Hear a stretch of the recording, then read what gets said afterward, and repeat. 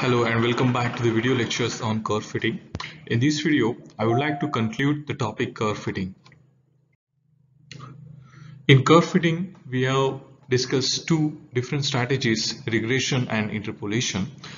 In regression, we saw that we use regression only when there is a fair amount of error involved in the given data.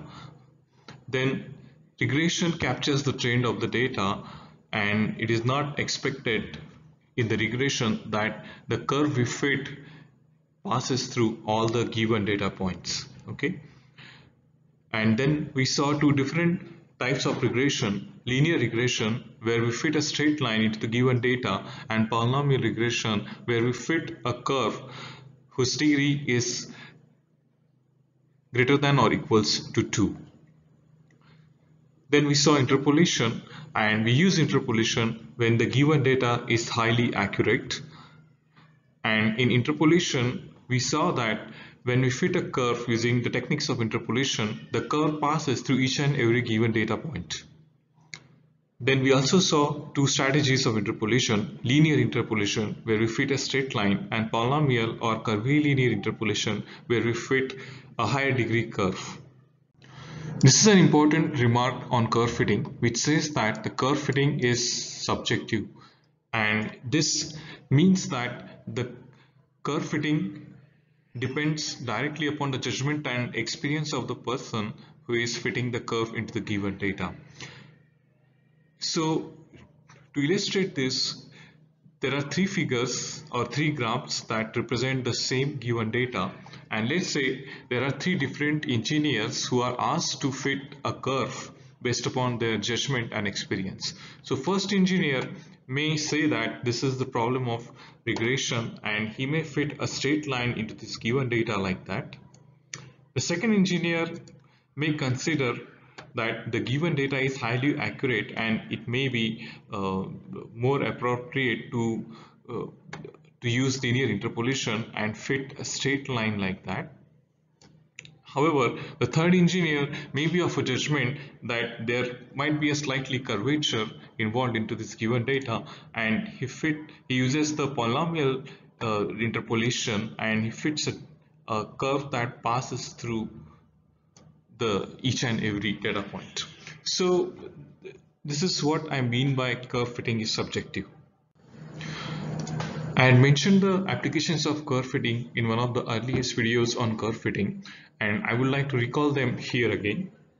So this is the first application on curve fitting, which is when the data is known at certain discrete points, and when we want to find out the values at intermediate points to these discrete points, then we use the curve fitting. For example, if the values of y are known at x equals to 1, 2, 3 and 4, and if you want the value of y at, let's say, 2.3 or maybe 3.6 or 1.1, then we use the curve fitting to find out the values of y at these intermediate points. But we cannot use curve fitting to find out the value of y beyond this range. We cannot use curve fitting to find out the value of y at 4.5, 6.6 and so on. Okay, so this is the first application of curve fitting. Then the next application is to approximate a complicated function by a simpler one. For example, if we have a very complicated function like that,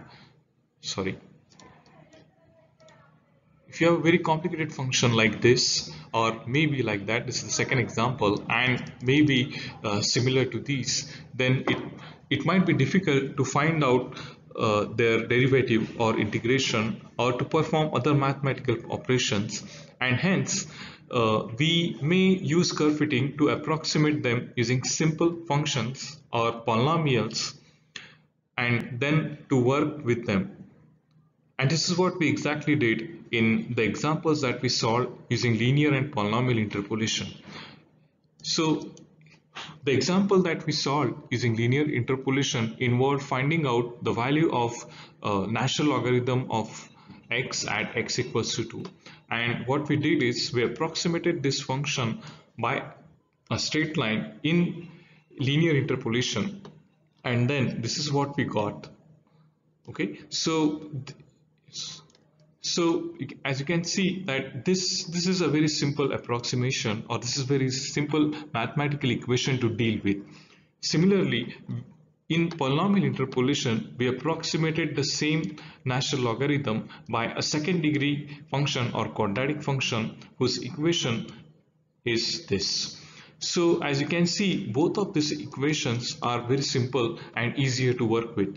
It is simple to find out the derivatives and integration rather than to find out the derivative and integration of logarithm of x. So this was the curve fitting, and I hopefully you have gained some insight into curve fitting. Now we will move on to the next topic in unit 5, which is ordinary differential equation. So see you in the next video.